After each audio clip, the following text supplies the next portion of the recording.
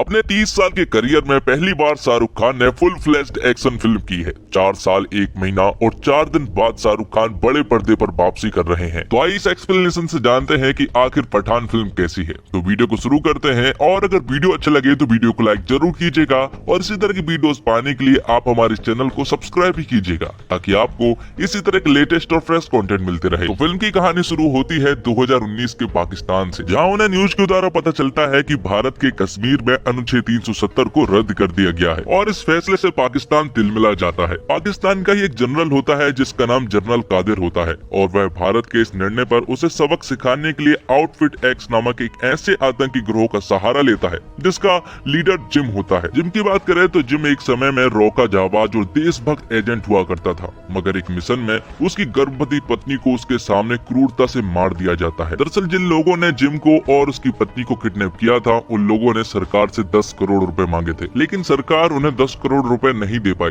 इसलिए उन लोगों ने जिम की पत्नी को मार दिया, और साथ ही इंडियन गवर्नमेंट को ये भी लग रहा था कि उन लोगों ने जिम को भी मार दिया है। लेकिन जिम अभी जिंदा है और अब उसके अंदर देश के लिए नफरत और प्रतिशोध की भावना प्रबल हो जाती है। वह देश के दुश्मनों के साथ मिलकर अपने ही देश को तहस नहस करने के लिए आमादा हो जाता है। तो यहाँ पर जनरल कादिर जिम से हाथ मिला लेता है और भारत को तहस नहस करने के लिए वो एक मिशन को तैयार करते हैं, और ये सीन यहीं पर कट होता है। अब आगे अफ्रीका की एक जगह को दिखाया जाता है जहाँ पर की हथियारों की स्मगलिंग होती है, और यहाँ पर हमें पता चलता है कि जिम ने यहीं से एक बहुत बड़ी मिसाइल को खरीदा है, जिस मिसाइल की डील राफे नाम का आदमी करने के लिए आया था, और राफे दरअसल में जिम का ही आदमी होता है। तभी राफे को पता चलता है कि इन लोगों ने एक अनजान शख्स को बंदी बना कर रखा है और उसे काफी टॉर्चर भी कर रहे हैं। जिसके बाद राफे जब उससे मिलने के लिए जाता है तो उसे पता चलता है कि ये आदमी कोई और नहीं बल्कि पठान है, और वो भी जिंदा है। जिसके बाद यहाँ पर एक तगड़ी फाइट होती है और पठान इन सभी लोगों को चुन चुन कर मार देता है। आखिर में वो राफे को पकड़कर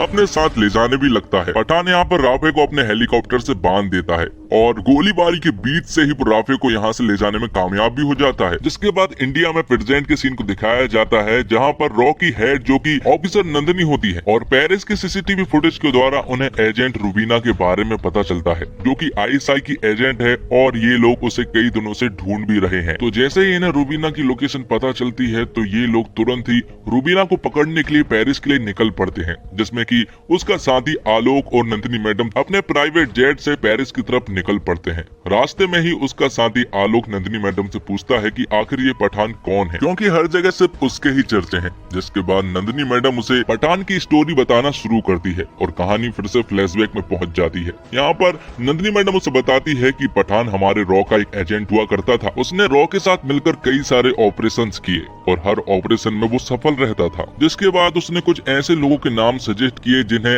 आर्मी ने रिटायर्ड कर दिया है। दरअसल उन ऑफिसर को चोट या फिर इंजरी हो जाया करती थी तो आर्मी उन्हें रिटायर्ड कर दिया करती थी। लेकिन यहाँ पर पठान उन्हें बताता है कि भले ही आप उन्हें रिटायर्ड कर देते होंगे, लेकिन देश के प्रति उनके अंदर जोश, जुनून और जज्बा आज भी जिंदा है, और पठान चाहता है कि इन लोगों को फिर से काम मिले और इनके साथ मिलकर वो एक टीम बनाए, जिस टीम का नाम वो लोग जोकर रखते हैं। तो जोकर टीम बन जाती है और इन्हें अपना पहला मिशन भी मिल जाता है, जो कि दुबई में ऑपरेट होने वाला था। दरअसल इन्हें खबर मिली है कि एक टेररिस्ट ऑर्गेनाइजेशन प्रेसिडेंट को मारने वाले हैं, जो कि दुबई में थे। इसलिए टीम जोकर तुरंत ही दुबई पहुंच जाते हैं उन्हें प्रोटेक्ट करने के लिए, और जिस रास्ते से प्रेसिडेंट आ रहे थे उस पूरे रास्ते को पूरी तरह से सिक्योर कर दिया जाता है, जहां तहां पर स्नाइपर भी लगे हुए थे। लेकिन आगे हमें पता चलता है कि वो टेररिस्ट ऑर्गेनाइजेशन यहाँ पर प्रेसिडेंट को मारने के लिए नहीं आए थे, बल्कि वो तो इंडिया के कुछ साइंटिस्ट थे जिन्हें वो अगवा करने के लिए आए थे, और वो कामयाब भी हो जाते हैं, क्योंकि इस टेररिस्ट ऑर्गेनाइजेशन के पूरे मिशन के पीछे जिम का हाथ होता है और जिम ही उन्हें अगवा करने के लिए आता है। जिसके बाद वो उन दोनों साइंटिस्ट को अपने हेलीकॉप्टर से ले जाने लगता है, लेकिन तभी एंट्री होती है पठान की, और पठान उन्हें रोकने के लिए पूरी कोशिश करने लगता है। जिसके बाद पठान और जिम के बीच में एक तगड़ी फाइट होती है, जिसमें कि जिम पठान के ऊपर हावी रहता है, लेकिन आखिर में जिम पठान से उन साइंटिस्ट को अपने साथ ले जाने में कामयाब भी हो जाता है। तो ये मिशन तो टीम जोकर के हाथ से निकल चुका था। जिसके बाद वो दुबई की इन्वेस्टिगेशन करना शुरू करते हैं, तो डार्क वर्ल्ड में उन्हें एक रक्तबीज नाम के कोडवर्ड के बारे में पता चलता है, और जिन लोगों ने दुबई में अटैक किए थे उनके अकाउंट में रूबीना ने पैसे ट्रांसफर किए थे, और रूबीना फिलहाल स्पेन में है, इसलिए पठान को तुरंत ही स्पेन भेजा जाता है। अब आगे स्पेन में रूबीना मोहसिन को दिखाया जाता है जो कि एक बीच पर डांस कर रही होती है और यहाँ पर पठान की नजर उस पर पड़ चुकी थी। पठान यहाँ पर रूबीना को बहलाने की कोशिश कर रहा था और वो कामयाब भी हो जाता है, जिसके बाद जब पठान रूबीना के पीछे जाता है तो आगे हमें पता चलता है कि रूबीना दरअसल में जिम के साथ काम करती है और पुनी की टीम में शामिल है। जिम के साथ यहाँ पर कई सारे लोग थे जिनके पास हथियार भी थे।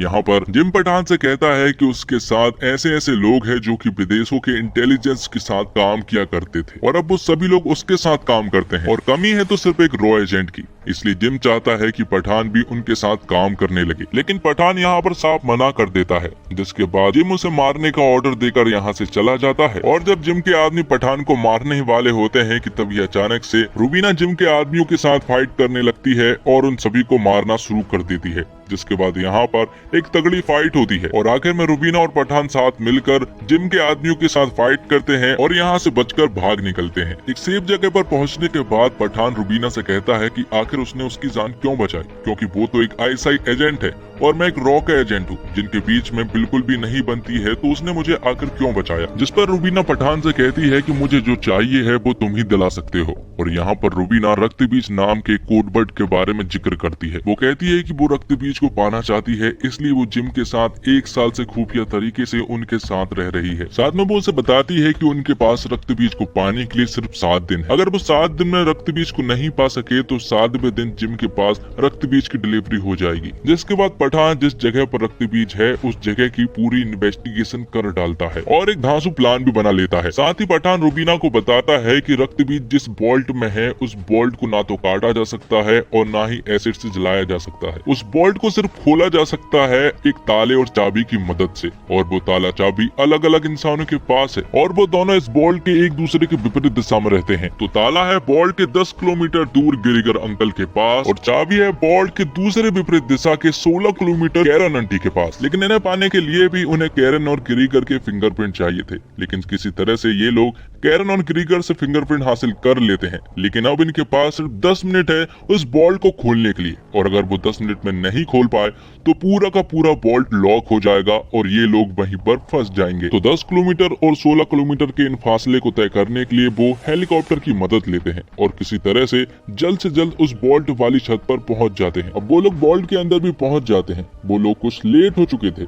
लेकिन जब वो अंदर जाकर रक्तबीज को हासिल कर लेते हैं तो यहाँ पर हम देखते हैं कि रूबीना पठान को धोखा दे देती है और वो उसे उसी बोल्ट में छोड़कर भाग निकलती है। जिसके बाद पठान को पता चलता है कि दरअसल रूबीना जिम के साथ थी और हमेशा से जिम के साथ ही काम किया करती थी। दरअसल रूबीना और जिम को मालूम था कि अगर रक्तबीज को बोल्ट से निकालना है तो ये काम सिर्फ पठान ही कर सकता है, इसलिए रूबीना के सहारे उसने पठान की नजदीकियां बढ़ाई और पठान से ये काम करा लिया। तब आखिर में पठान रशियन पुलिस के हाथ पकड़ा जा चुका था और उसे अरेस्ट कर लिया गया था। जिसके बाद कहानी प्रेजेंट में आती है और हम पठान को रशियन जेल में देखते हैं और यहाँ पर रशियन पुलिस ने इंडिया से नंदिनी मैडम को भी बुला लिया था, क्योंकि उन्हें मालूम है कि ये एक रॉ का एजेंट है। इसलिए उन्होंने जब नंदिनी मैडम से पूछा कि क्या ये तुम्हारे साथ है, तो नंदिनी मैडम ने उसे पहचानने से साफ इनकार कर दिया था। जिसके बाद रशियन पुलिस पठान को ट्रेन के द्वारा एक दूसरे जेल में शिफ्ट करने के लिए भेजने लगती है। लेकिन उस ट्रेन में रशियन के कई सारे गुंडे भरे पड़े थे जो कि पठान को मारना चाहते थे। जिसके बाद उनके बीच में एक तगड़ी फाइट होती है और आखिर में जब वो रशियन पठान को मारने ही वाले होते हैं कि तभी यहाँ पर एंट्री होती है सलमान खान मतलब कि टाइगर की। जिसके बाद टाइगर और पठान दोनों साथ मिलकर उन रशियन से भिड़ जाते हैं और यहाँ पर कम से कम 10-15 मिनट की एक तगड़ी फाइट होती है। जिसके बाद टाइगर और पठान जब आपस में बात कर रहे होते हैं तो यहाँ पर टाइगर पठान से कहता है कि उसे एक जरूरी मिशन के लिए जाना है और हो सकता है कि उसे पठान की जरूरत पड़े। तब पठान उससे कहता है कि वो हमेशा उसके लिए तैयार रहेगा, इसलिए वो यहाँ पर वादा भी करता है। अब आगे हम नंदिनी मैडम को देखते हैं जो कि पठान के पास आई थी। दरअसल रशियन जेल में कोर्ट के द्वारा पठान ने बता दिया था कि उसे लेने के लिए टाइगर आ रहा है। तब नंदिनी मैडम भी पठान को बता देती है कि रूबीना उन्हें मिल चुकी है और वो पेरिस में है। तब पठान तुरंत ही रूबीना को पकड़ने के लिए पेरिस निकल पड़ता है और फाइनली उसे पकड़ भी लेता है, जहाँ रूबीना पठान को सब कुछ सच बता देती है कि आखिर जिम का प्लान क्या है। वो उसे बताती है कि जिम रक्तबीज के जरिए एक नया म्यूटेंट वायरस बना रहा है, इसलिए उसने इंडिया के उन 2 साइंटिस्ट को अगवा किया था। रूबीना बताती है कि ये वायरस कोविड-19 से भी ज्यादा घातक रहने वाला है। इस वायरस से लोग तुरंत ही मारे जाएंगे, इसलिए इसे अगर किसी सिटी पर टारगेट किया जाए तो पूरी की पूरी सिटी आधे घंटे के अंदर साफ हो सकती है। इसलिए रुबीना पठान का साथ देने के लिए कहती है और वो उससे कहती है कि इस बार वो उसे धोखा नहीं देगी, क्योंकि अब बात मासूम लोगों की जान की है। अब एक अनजान जगह पर हम जिम को देखते हैं और उसके साथियों के साथ वो एक लैब में एंट्री करता है जहाँ पर कि उसने उस म्यूटेंट वायरस स्मॉल पॉक्स को बना लिया था। जिम ने उन वायरस को 2 अलग अलग मेटल बॉल में भर दिए थे और अब वो इसका इस्तेमाल करने के लिए भी रेडी थे। लेकिन तभी एंट्री होती है पठान की जोकर टीम की और वो तुरंत यहाँ पर पहुंचकर तबाही मचाना शुरू कर देते हैं। जोकर टीम के साथ अब रुबीना भी मिल चुकी थी और ये बात जिम को भी मालूम पड़ चुकी थी और जिम को ऐसा लग रहा था कि अब वो नहीं बचने वाली, इसलिए वो उन दोनों मेटल बॉल को लेकर यहाँ से भाग निकलता है, जिसके पीछे पठान भी लगा हुआ था और रुबीना भी। रुबीना एक बॉल को हासिल भी कर लेती है, लेकिन तभी जिम बीच में ही एक बड़ा सा धमाका करता है, जिसके साथ ही बॉल के साथ साथ रुबीना पानी के अंदर चली जाती है और वो डूबने भी लगती है।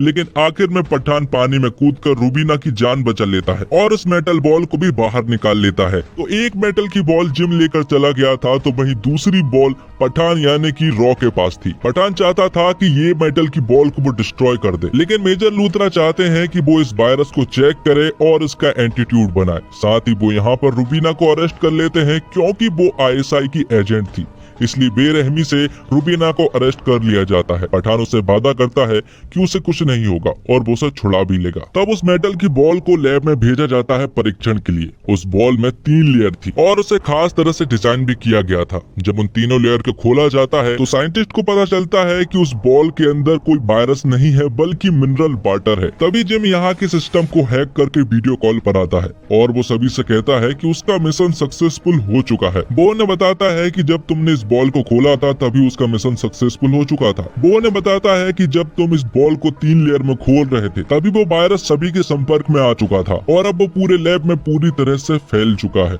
और चंद मिनटों में ही तुम सभी की मौत भी हो जाएगी। साथ ही वो यहाँ पर सरकार से नेगोशिएशन भी करता है। वो उनसे कहता है कि अभी भी उसके पास एक बॉल मौजूद है और वो नहीं चाहता है कि इस बॉल को वो किसी अनजान सिटी पर भेजे। वो इंडिया की किस सिटी पर इस बॉल को भेजेगा वो उसे भी नहीं मालूम है, लेकिन वो चाहता है कि इस बॉल के बदले में उससे कुछ मिले। जिम कहता है कि उसे कश्मीर चाहिए और अगर उसे कश्मीर नहीं मिलता है तो वो मिसाइल के जरिए इस मेटल बॉल को एक अनजान सिटी पर छोड़ देगा और साथ ही वो गवर्नमेंट को 24 घंटे देता है और ये सीन यहीं पर कट होता है। दूसरी तरफ हम देखते हैं कि उस लैब में ऑफिसर नंदिनी भी मौजूद थी और उसके साथ साथ कई सारे साइंटिस्ट भी मौजूद थे। यहाँ पर वो लैब को पूरी तरह से बंद कर देते हैं ताकि वो वायरस बाहर ना फैल पाए। यहाँ पर नंदिनी के साथ साथ वो सारे साइंटिस्ट अपनी कुर्बानी दे देते हैं और आखिर में ऑफिसर नंदिनी पठान से कहती है कि वो जिम को बहुत ही बुरी मौत दे, जिसके बाद RDX के द्वारा उस पूरे के पूरे लैब को डिस्ट्रॉय कर दिया जाता है। अब पठान जानता था कि इस मिशन को कंप्लीट करने के लिए उसे रुबीना की मदद लगेगी, इसलिए वो जेल से रुबीना को भी छुड़ा लेता है। लेकिन अब उन्हें ये नहीं मालूम था कि आखिर जिम की टीम कहाँ पर है और वो कहाँ से मिसाइल छोड़ने वाले हैं। तब पठान एक आदमी की मदद से ये पता कर लेता है कि आखिर वो कहाँ पर है। दरअसल वो लोग अफगानिस्तान की किसी जगह पर है और वहीं से वो मिसाइल छोड़ने वाले हैं। दरअसल जिम को मालूम है कि इंडिया कश्मीर तो किसी भी हालत में नहीं देने वाला, इसलिए उन्हें तो ये मिसाइल छोड़नी ही होगी। जिसके बाद किसी तरह से पठान की पूरी टीम उस जगह पर पहुंच जाती है जहां पर की जिम की टीम थी। जिसके बाद यहाँ पर एक तगड़ी फाइट होती है। तब मौका देखकर जिम तुरंत ही यहाँ से भाग निकलता है और उसके पीछे पीछे पठान भी आ जाता है। पठान उसका काफी देर तक पीछा करता है और यहाँ रुबीना को पता चलता है कि दरअसल रक्तबीज मिसाइल में नहीं है बल्कि दिल्ली जा रहे एक प्लेन में मौजूद है और उस वायरस का डेटोनेटर जिम के पास है।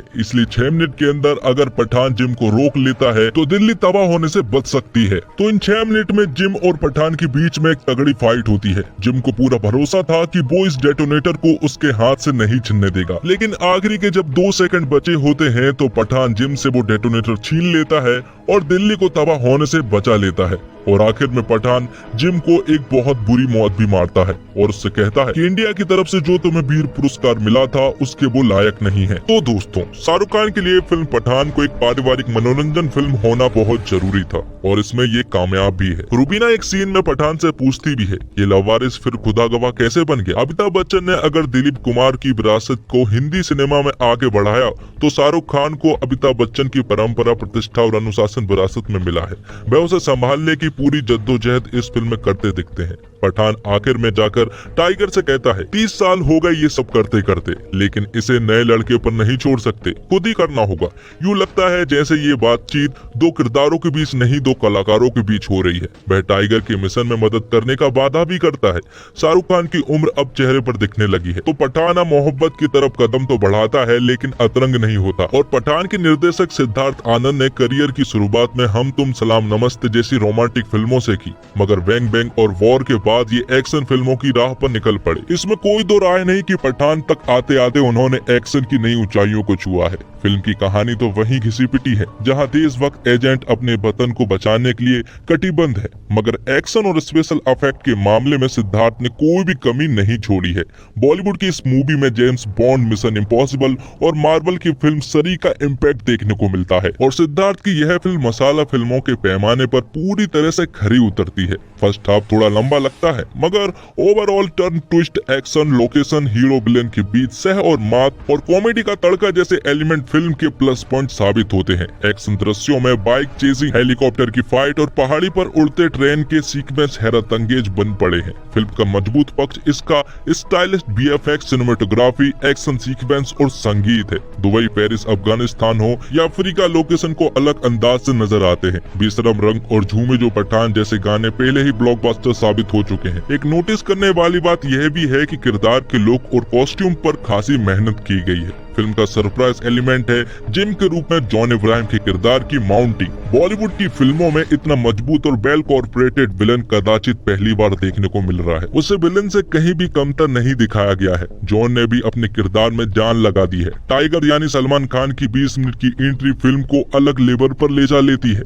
सलमान की मौजूदगी से फिल्म को बहुत फायदा मिला है। शाहरुख सलमान की जुगलबंदी और एक्शन दर्शकों को हाथों हाथ मिल जाते हैं, और दीपिका पादुकोण की मौजूदगी पर्दे पर करंट पैदा करती है। उन्होंने रुबीना जैसी स्पाई गर्ल की विभिन्न परतों को खूबी से जिया है। बॉलीवुड हीरोइन को हीरो और विलन के साथ एक्शन दृश्यों में कमतर दिखाना अच्छा लगता है। डिम्पल कपाड़िया और आशुतोष राणा ने अपनी भूमिका में प्राण फूंक दिए हैं, और शाहरुख को फिजिक्स और लॉजिक को दरकिनार करने वाला एक्शन करते देखकर मजा आ जाता है। फिर चाहे वो हेलीकॉप्टर के ब्लेड पर पैर रखकर नीचे उतरते हो या फिर ट्रेन में लड़ाई करते। ये ट्रेन वाला सीन सिंगल टेक में लिया गया, यानी कैमरा कट नहीं हुआ है। आमतौर पर जब ज्यादातर एक्शन सीन्स का जिम्मा स्टंट डबल पर आ जाता है, लेकिन इस सीन को देखकर लगता है कि शाहरुख ने बाकी एक्शन पर बहुत मेहनत की है। अगर ऐसा ही रहा तो मैं उन्हें आगे भी एक्शन वाले अवतार में देखना चाहूंगा। बस वो अगली बार अपनी भारी आवाज में ना बोले, जैसा पठान और रईस दोनों में किया है। सिद्धार्थ आनंद ने वॉर में क्लियर कर दिया था कि वो एक्शन की स्टाइल वाले पहलू में रुचि रखते हैं, इसलिए वो इसी तरह की फिल्में बनाएंगे। और फिल्म में कुछ सीन तो वाकई कमाल के थे, जैसे कि बंदूक हवा में उछल रही है तो आपका कैमरे उसके साथ चल रहा है। मिशन इम्पॉसिबल और फास्ट एंड फ्यूरियस जैसे फिल्मों की याद आती है। सिद्धार्थ के एक्शन सीक्वेंस एंजॉय करने का तरीका है कि आप हर चीज में लॉजिक ना ढूंढे, सही और गलत के पार वाली दुनिया का हिसाब ना लगाए। और फिल्म पठान शुरू के 1 घंटे तक कमाल की फिल्म है। बेहतरीन एडिटिंग, पठान का मिसल में शामिल होना, रॉ के अफसर का आपस में नीति बनाना और फैसले को लेकर बहस करना, और फिर दुबई के एक सम्मेलन में शामिल होने जा रहे वैज्ञानिकों पर हमला। जॉन इब्राहिम को यशराज फिल्म धूम ने ही करियर का जीवन दान दिया था। इस बार भी जॉन वैसे ही एक किरदार में है। पता नहीं निर्देशक सिद्धार्थ आनंद ने धूम देखी कि नहीं, क्योंकि अगर देखी होती तो कम से कम धूम के क्लाइमैक्स का आखिरी सीन हूबहू कॉपी नहीं करते। विलन को मारने के और भी 100 तरीके हैं, लेकिन सिद्धार्थ आनंद ने लगता है कि इस फिल्म को मसाला बनाने के लिए जहां से जो मसाला मिल सका उठा लिया। पकवान अच्छा बना है, स्वादिष्ट भी है, लेकिन इसकी खुशबू भी ताजी है, तो फिल्म वाकई बेहद कमाल की फिल्म बन सकती थी। रक्त बीज का जैसे ही जिक्र आता है तो याद आता है जंगल बुक में आग को मिलने वाला रक्त फूल। और निर्देशक सिद्धार्थ आनंद ने शुरुआत 4 फिल्में रोमानियत के एहसास की बनाने के बाद जब ऋतिक रोशन को लेकर पहली एक्शन फिल्म बैंग बैंग बनाई, तभी उनके नजरिए का पहला अंदाजा हिंदी सिनेमा के दर्शकों को लग गया था। वह सिनेमा सोचते वाकई बहुत विशाल और भव्य है। उनकी सोच और सही कहानी का संगम हुआ फिल्म वॉर में। नतीजा सबको पता ही है। उसी सोच और सही नजरिए की फिल्म पठान भी है। कैमरा यहाँ सीधे कलाकारों के चेहरे पर नहीं आ टिकता है, वह आसमान से दिखता है। आसमान के वातावरण में दर्शक को बांधता है, फिर चाहे वह जॉन का अड्डा हो, बेशरम रंग का फिल्मांकन हो, दुनिया की सबसे गहरी मीठी पानी की झील की सतह पर बाइक चेज हो, या फिर पहाड़ियों से गुजरती ट्रेन पर फिल्माया गया एक्शन सीक्वेंस। उनके निर्देशन में एक सफाई है, एक रोमांच है और एक ऐसा आकर्षण जो सही सितारों और सही कहानी मिलने पर कमाल करता है। कमाल यहाँ भी उन्होंने किया है। 2 घंटे 26 मिनट की फिल्म में वह दर्शकों को आखिर तक बांधे भी रखते हैं। तो दोस्तों, इसी के साथ ये एक्सप्लेनेशन यहीं पर खत्म होता है। उम्मीद करता हूँ आपको वीडियो पसंद आई होगी। वीडियो पसंद आई हो तो वीडियो को लाइक जरूर कीजिएगा और इसी तरह की वीडियोस पाने के लिए आप हमारे इस चैनल को सब्सक्राइब भी कीजिएगा, ताकि आपको इसी तरह के लेटेस्ट और फ्रेश कंटेंट मिलते रहे। धन्यवाद। जय हिंद, जय भारत, जय श्री राम।